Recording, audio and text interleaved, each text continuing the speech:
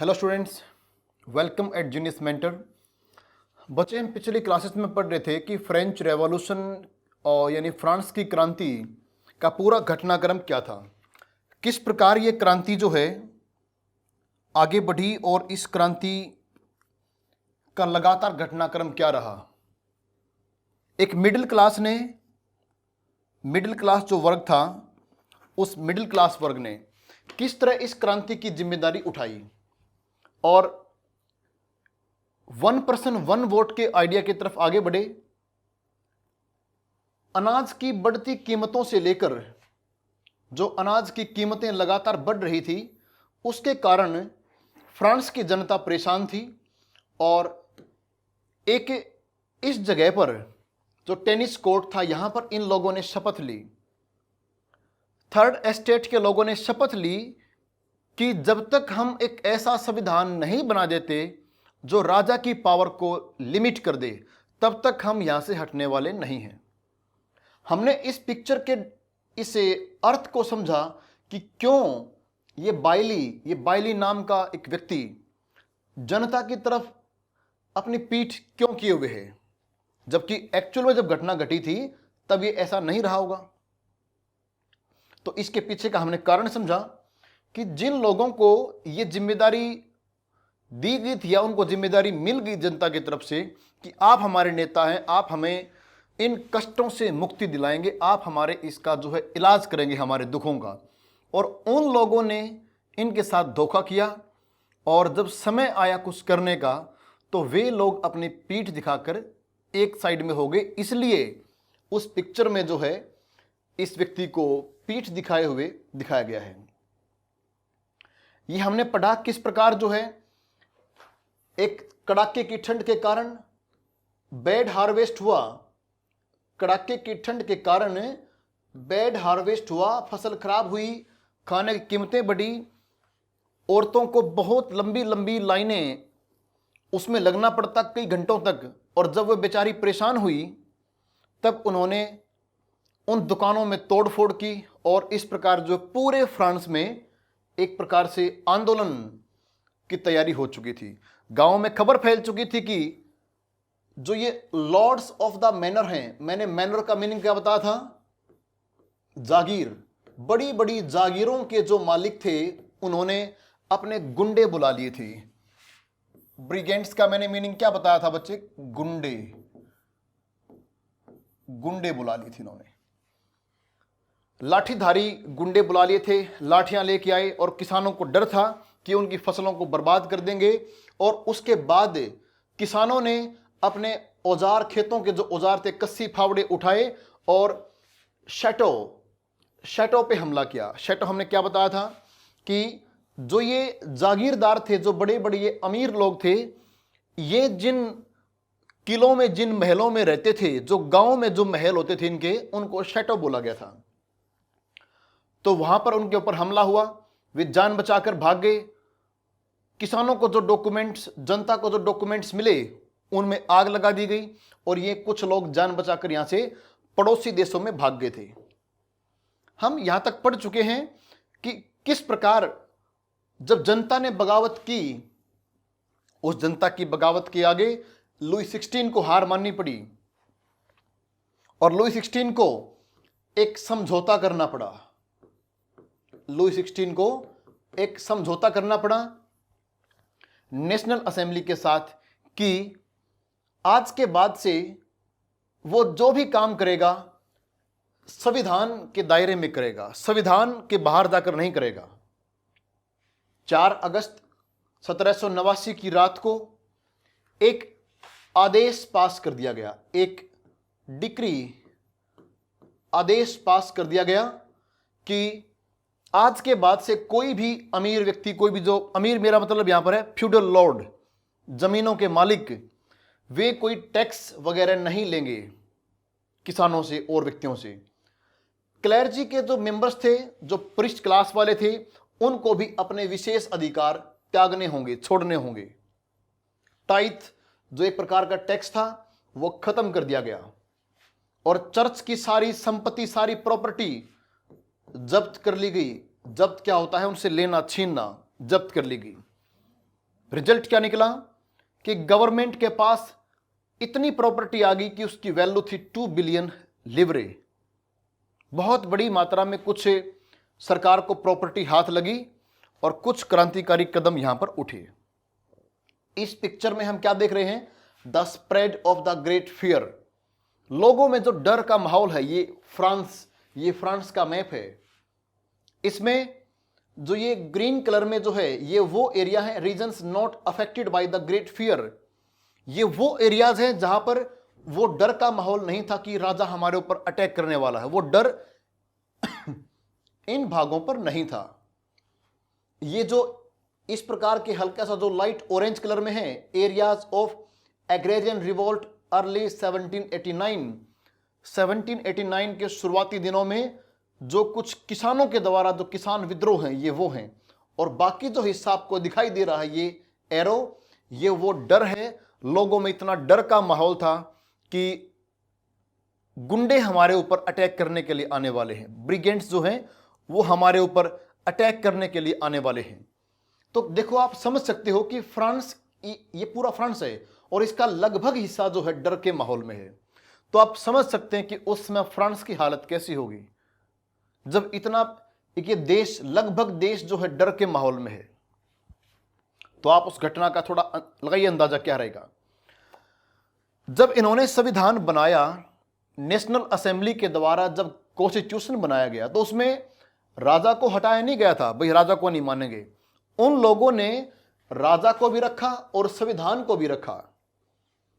जब राजा और संविधान दोनों साथ साथ हैं, थोड़ी अलग बात है ये कि संविधान भी है और राजा भी है।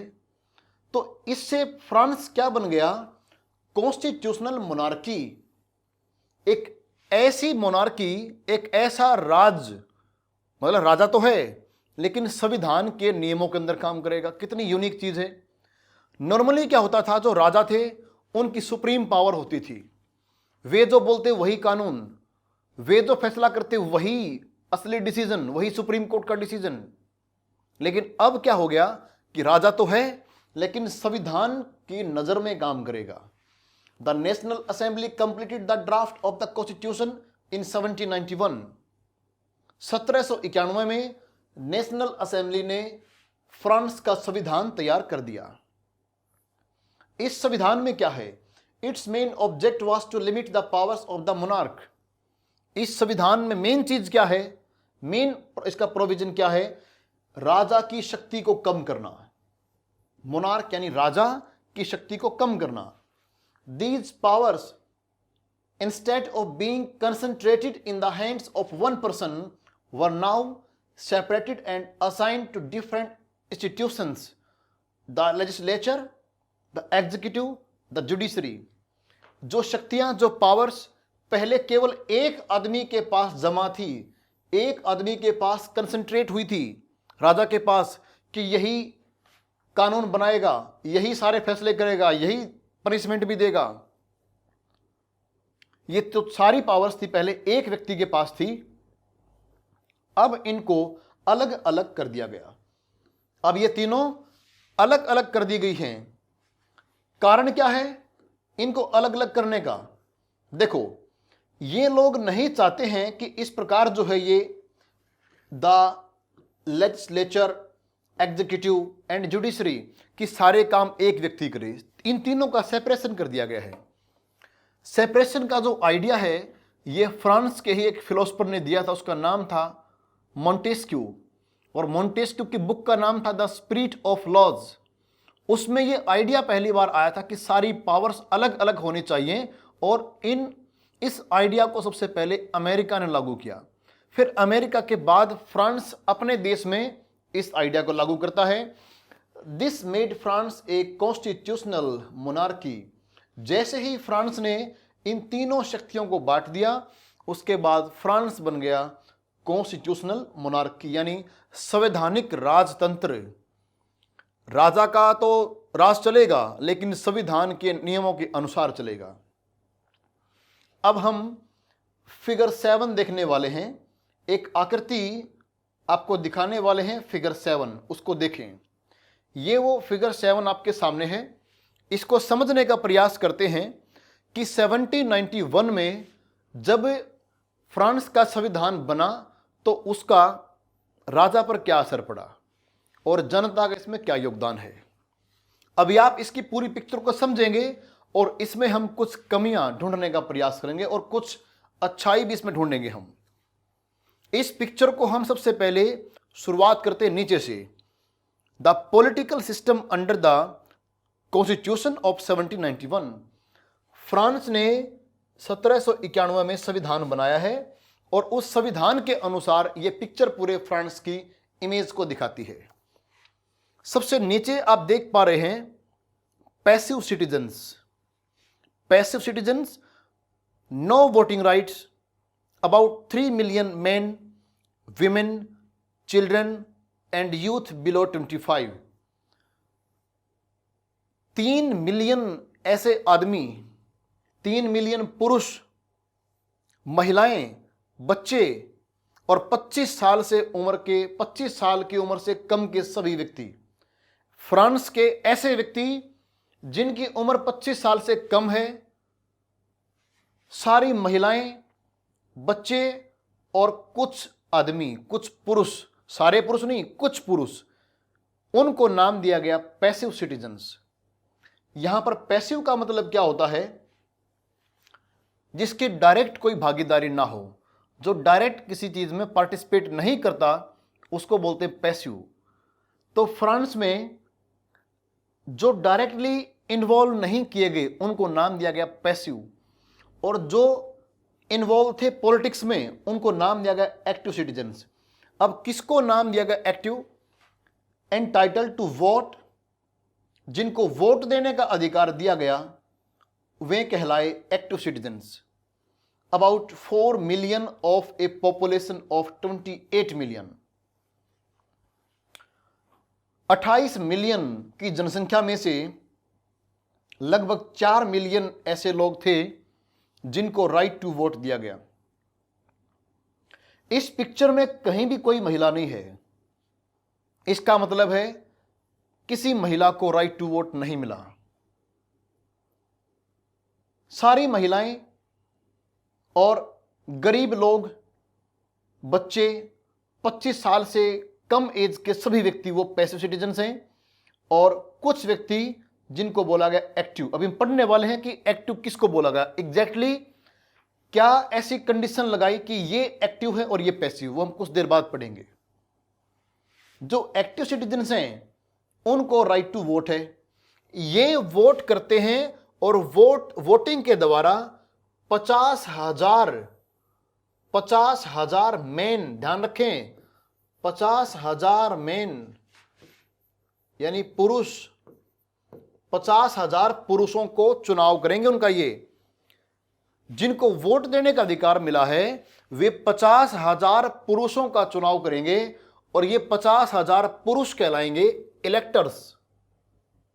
जिसको वोट देने का अधिकार मिला वे 50,000 पुरुषों को छांटेंगे, और जिनको चुन लिया गया उसको नाम दिया जाएगा इलेक्टर। तो इस प्रकार 50,000 इलेक्टर्स बनाए गए।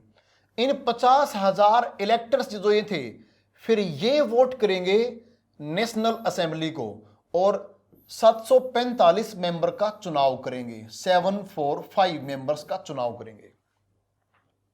फिर समझो बात को, आम जनता जिसको वोट डालने का अधिकार मिला वे 50,000 इलेक्टर्स का चुनाव करेंगे, और ये 50,000 इलेक्टर्स जो हैं वोटिंग के द्वारा एक बनाएंगे नेशनल असेंबली जिसमें 745 मेंबर होंगे। तो हम क्या समझेंगे, नेशनल असेंबली की वोट किसने की? जिनकी वोट जनता ने की।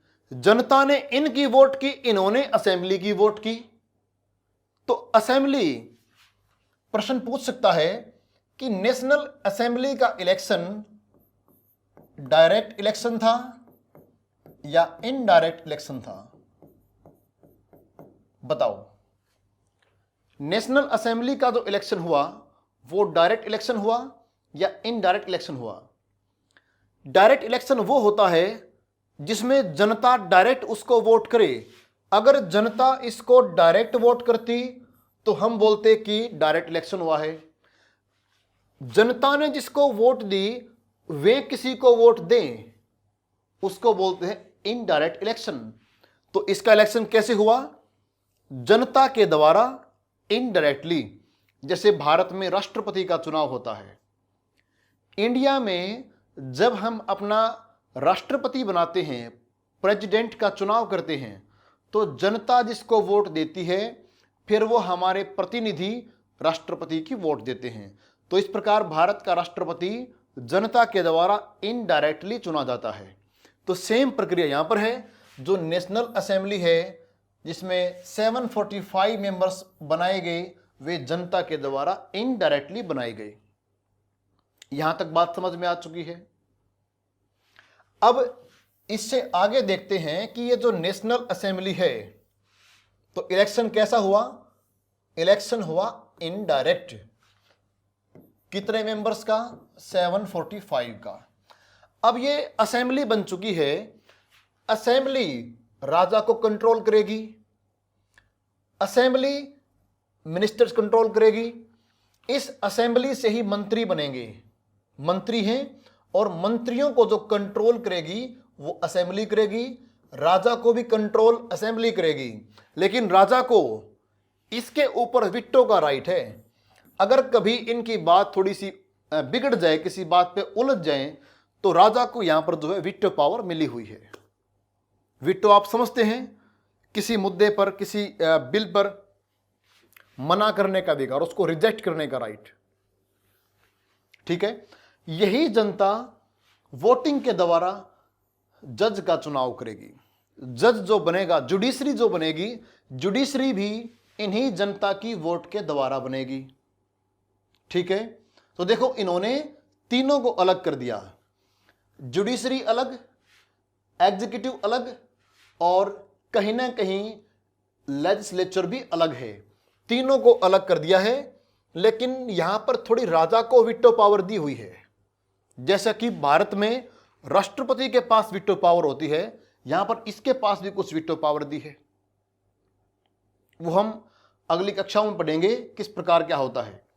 पिक्चर समझ में आई? इस पिक्चर में कुछ कमियां हमें क्या दिखाई दी?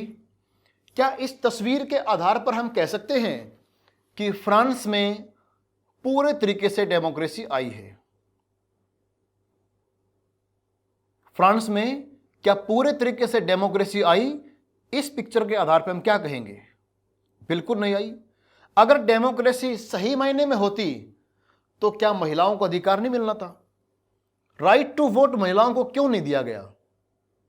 राइट टू वोट गरीब आदमी को क्यों नहीं दिया गया? तो इसका मतलब है अभी यहां पर डेमोक्रेसी उस प्रकार से डेवलप नहीं हुई है, लेकिन फिर भी यह शुरुआत है। कम से कम डेमोक्रेसी आनी तो शुरू हुई, कुछ तो मिला। अब प्रश्न वो आता है कि केवल पुरुषों को राइट टू वोट क्यों मिला? देखो, 1791 का ये फ्रांस का संविधान, the constitution of 1791 vested the power to make laws in the National Assembly which was indirectly elected, जो अभी आपको बताया गया। 1791 में जो संविधान बना है उसको ये पावर दी गई है। वेस्टेड माने क्या होता है? उसको पावर सौंपना। इस संविधान को ये पावर है कि ये कानून बनाए, ठीक है, और जो असेंबली है उसको इनडायरेक्टली चुना गया है, इसको भी इसने पावर दे दी है। That is citizens voted for a group of electors. जो नागरिक हैं वे इलेक्टर्स का चुनाव करेंगे, who in turn choose the assembly, और ये इलेक्टर्स इस असेंबली का चुनाव करेंगे। Not all citizens however had the right to vote. सभी नागरिकों को वोट का अधिकार नहीं दिया गया है। ओनली मैन, केवल पुरुष, वो भी 25 साल से ऊपर के। Only men about 25 years of age who paid taxes, जो टैक्स भी भरते हैं, equal to the at least 3 days of a labourer's veg.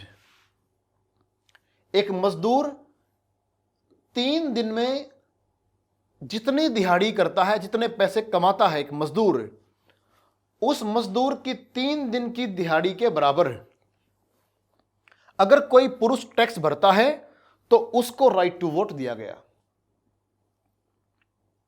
फिर समझो, अगर कोई पुरुष फ्रांस में उस समय इतना टैक्स भरता है जितना कि एक मजदूर 3 दिन में कमाता है, तो उसको माना गया एक्टिव सिटीजन, और एक्टिव सिटीजन को ही राइट टू वोट दिया गया।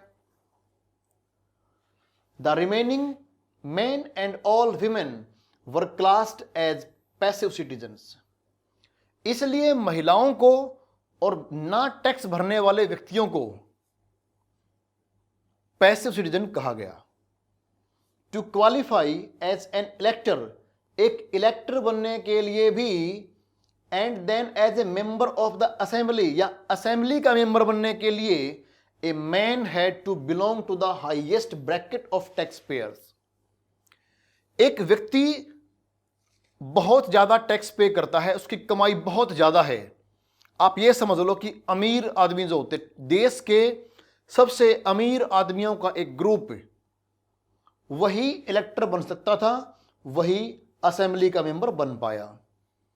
तो हम क्या समझ रहे हैं कि फ्रांस ने जो संविधान बनाया है, उस संविधान के अनुसार जो असेंबली बनी है, जो असेंबली है, जो संविधान है, उसमें एक भेदभाव तो किया गया कि जिनके पास पैसा था वे सारी पावर अपने पास ले गई। यहां से यह बात साबित होती है कि पैसे के दम पर क्या नहीं हो सकता उस जमाने में।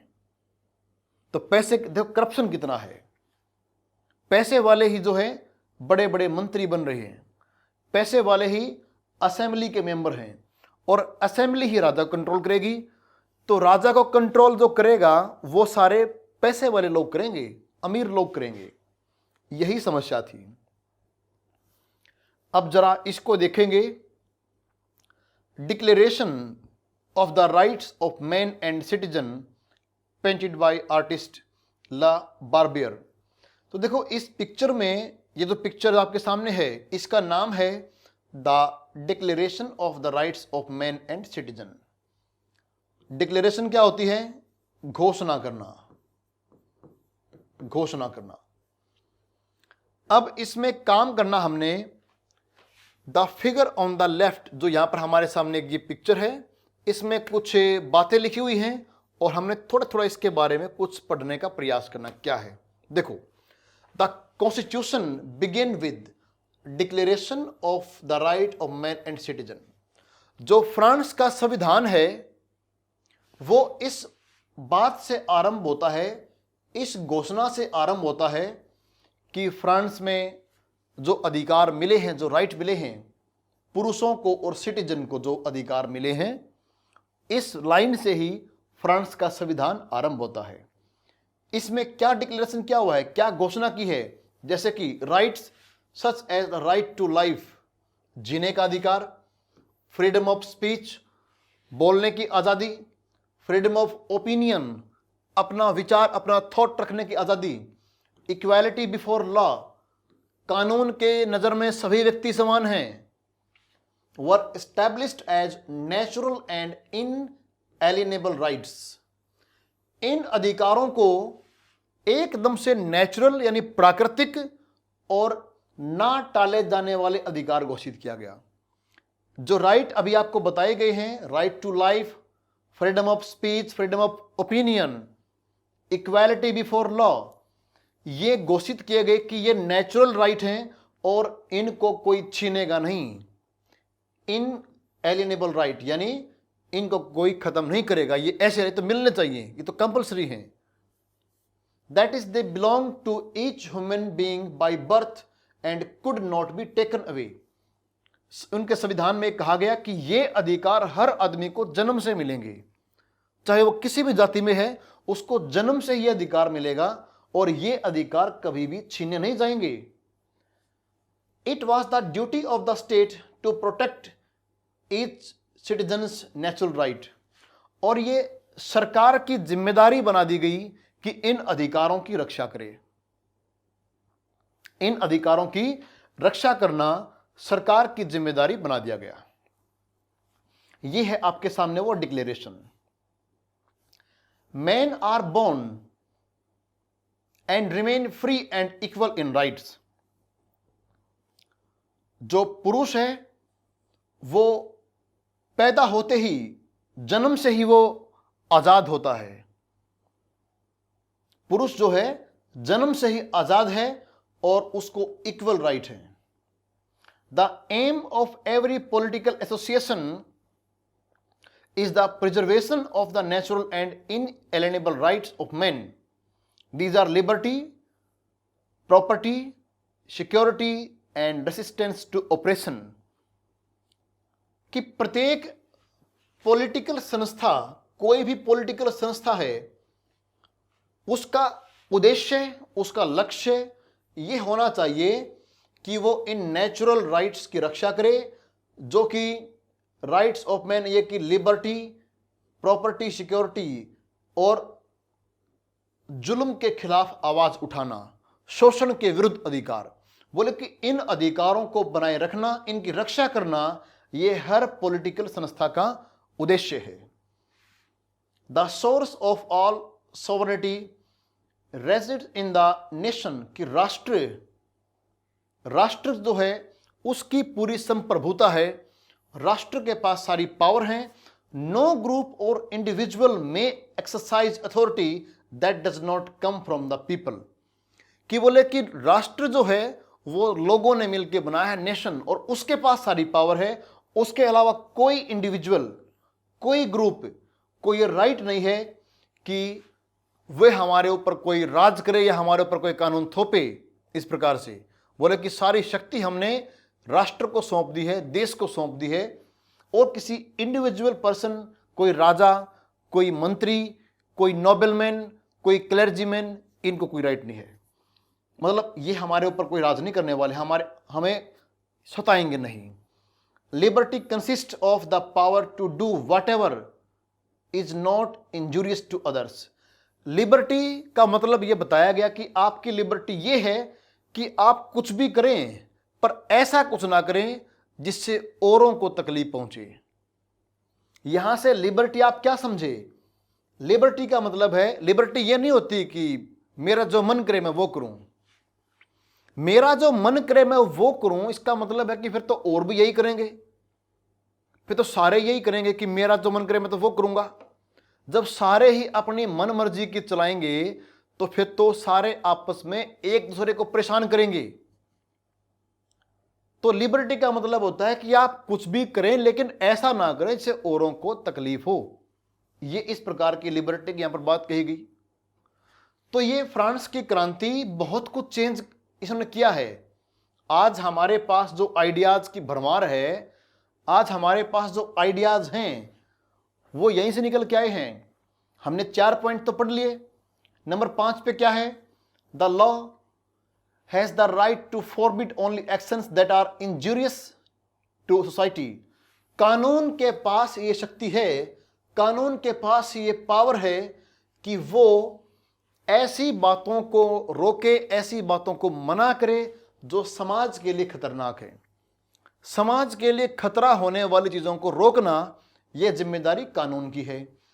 Law is the expression of the general will. जो कानून है, कानून वो एक सामान्य इच्छा होनी चाहिए, जनरल विल। ये नहीं कि लोग चाहते ही नहीं है और आप कानून बना दें। लोग चाहते ही नहीं है और आप बना दे कानून की ये करना पड़ेगा। भाई जब जनरल विल होगी, जब आम लोग जो चाहेंगे वही तो कानून होगा ना। ये थोड़े कि अब पूरा देश चाहता है कि भाई हमें तो किसी प्रकार से कोई अपनी बोलने की जो आज़ादी है उसको लिमिट में रखना है। देश के लोग चाहते हैं कि हम नहीं चाहते भाई कि किसी को भला बुरा कहें, और देश कहता कानून पास कर दिया कि आपका जो मर्जी कहो, कुछ भी कहो, कुछ भी करो। अरे भाई जब लोग ये चाहते हैं कि हमें ये काम नहीं करना, जब लोगों की इच्छा नहीं है ये, तो आप वो कानून कैसे पास करोगे? लोग ये चाहते हैं कि हम अपनी इच्छा से जो है नौकरियां करें, अपनी इच्छा से गवर्नमेंट जॉब करें, प्राइवेट जॉब करें, हमारी मर्जी, हम कुछ भी काम करें।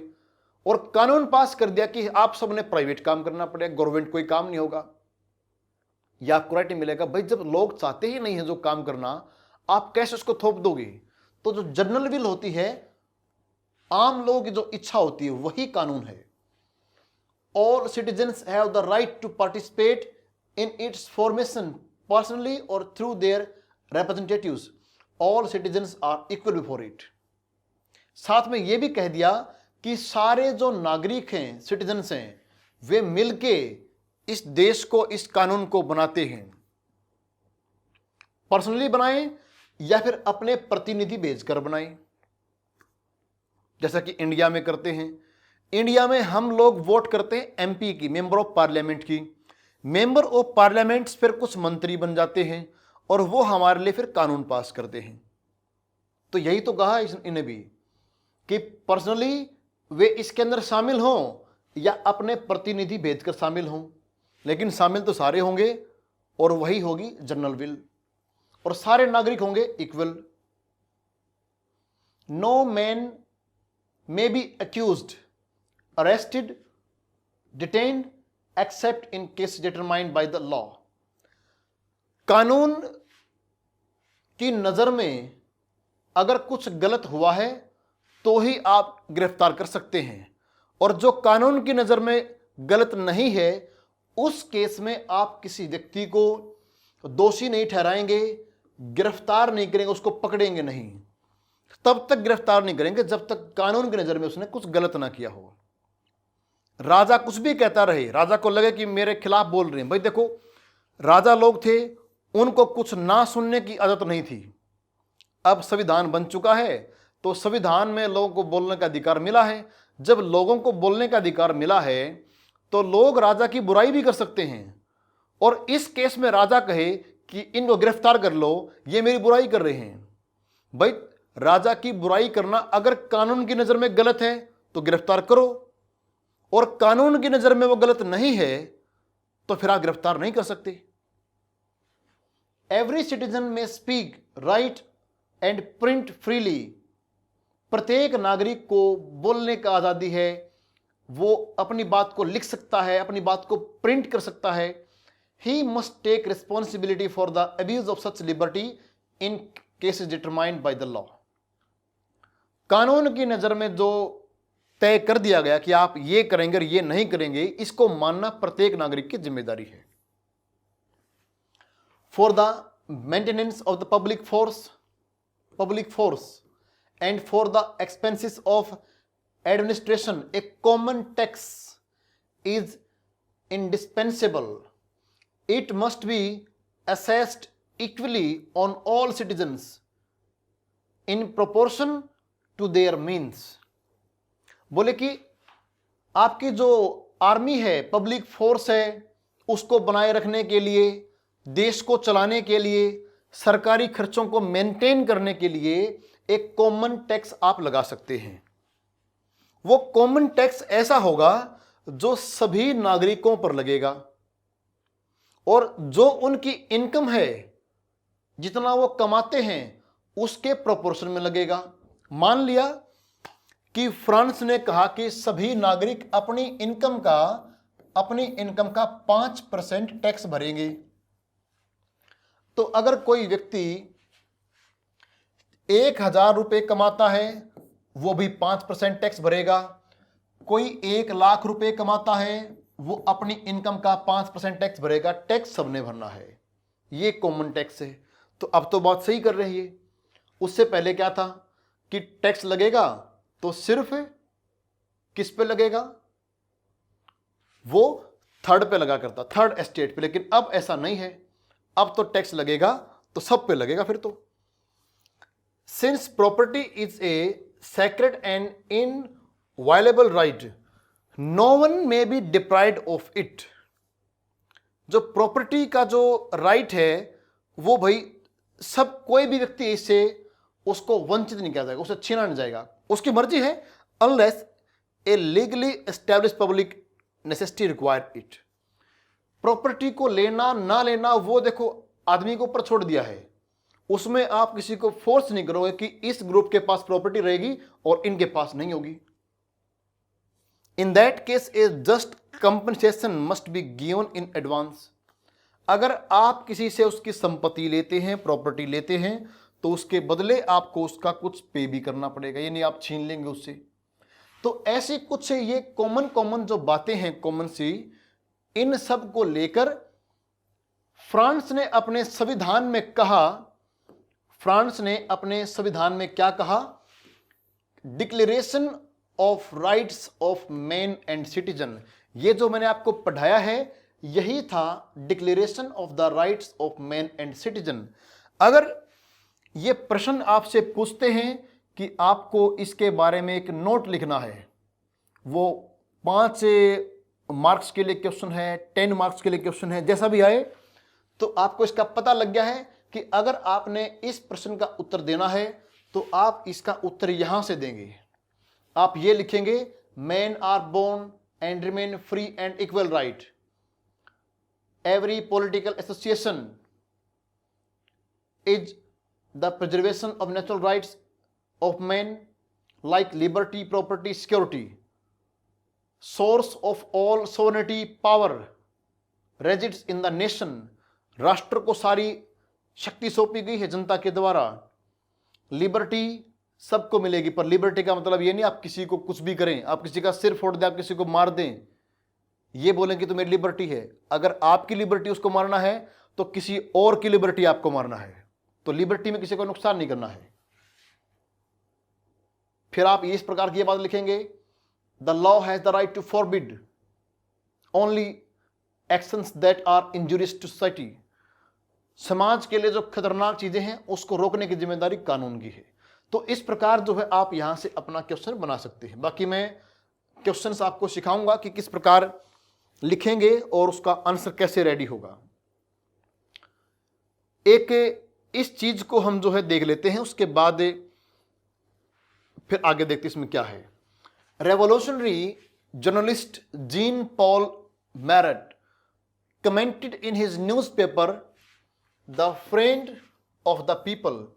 The friend of the people इसके अखबार का नाम था। इसने अपने अखबार में, जीन पॉल ने क्या किया, अपने अखबार में अपना एक लेख जारी किया, अपनी बात बताई। किसके बारे में? On the constitution drafted by the national assembly. National assembly ने 1791 में जो संविधान बनाया है, उस संविधान को लेकर इस व्यक्ति ने अपने अखबार में क्या लिखा वो देखो। The task of representing the people has been given to the rich. ये कहते हैं कि जो अमीर व्यक्ति हैं, रिच पर्सन हैं, केवल उन्हीं को जो है देश की जिम्मेदारी दी गई है। ये क्या बोल रहे हैं कि देश की जिम्मेदारी केवल कुछ अमीर व्यक्तियों को ही मिली है। The lot of the poor and oppressed will never be improved by peacefully means alone। कि जो गरीब लोग हैं, जो सताए गए लोग हैं, उनको न्याय नहीं मिलने वाला है शांतिपूर्ण तरीकों से। बोले कि अकेले शांतिपूर्ण तरीकों पे चलेंगे तो उनको न्याय नहीं मिलेगा। ये कहना चाह रहे हैं कि जो उनको न्याय मिलना चाहिए था, वैसी उम्मीद जो थी वो नहीं पूरी हुई। उन लोगों ने अपनी पीठ दिखा दी जो ये कुछ चेंज करने का प्रयास कर रहे थे। केवल अमीर व्यक्ति ही राइट टू वोट ले गए। Here we have absolute proof of how wealth influence the law. अब ये चीज इस बात का प्रमाण है, इसको साबित करती है कि पैसा कानून को भी चेंज कर सकता है। Yet laws will last only as long as the people agree to obey them. ये कहते हैं कि कोई भी कानून है वो तब तक लागू रहता है जब तक लोग उसको मानना चाहते हैं। जब तक लोग उसको मानते हैं तब तक ही वो कानून है। लेकिन जब लोग सताए जाएंगे और लोग मना कर देंगे हम इसको नहीं मानते, तब ये कानून जो है रखे रखाए रह जाएंगे। And when they have managed to cast off the yoke of the aristocrats they will do the same to the other owners of wealth. ये बोले कि जब वो इसको फेंक देंगे, योक माने वो जुआ, जो बोझ, आपने कभी बैल को देखा है? बैल के कंधे पे जो वजन रखा होता है, जो बैलगाड़ी होती है, बैलगाड़ी का एक हिस्सा बैल की गर्दन पे रखा होता है, उसको बोलते हैं योक।